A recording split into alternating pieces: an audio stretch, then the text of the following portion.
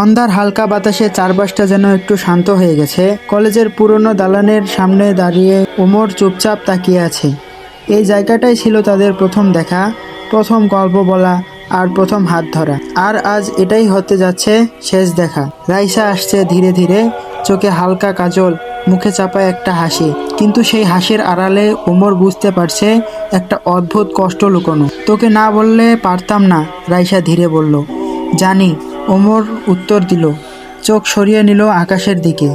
রাইসার পরিবার ওর বিয়ে ঠিক করে ফেলেছে দেশের বাইরে থাকা এক ছেলের সাথে। আর রাইসা পরিবারের কথা অমান্য করতে পারছে না।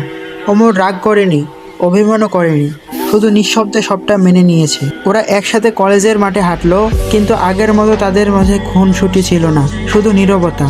হঠাৎ রাইসা থেমে গিয়ে বলল, ওমর, আমি চাই না তুই আমাকে ঘৃণা করিস। ওমর হেসে বলল, তুই আমার জীবনের সবচেয়ে সুন্দর অংশ। ঘৃণা না, আমি তোকে মনে রাখবো, ঠিক এইভাবে, এই সন্ধ্যার হাওয়ায়।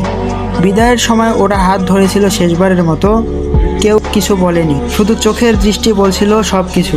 রাইসা চলে গেল ধীরে ধীরে, আর ওমর দাঁড়িয়ে রইল আকাশের দিকে তাকিয়ে। সেই দিন থেকে প্রতি বছর এই একই দিনে ওমর কলেজের সেই মাঠে আসে, বসে থাকে সন্ধ্যার বাতাসে, মনে মনে বলে, শেষ দেখা হলেও তুই আমার গল্পে শেষ না।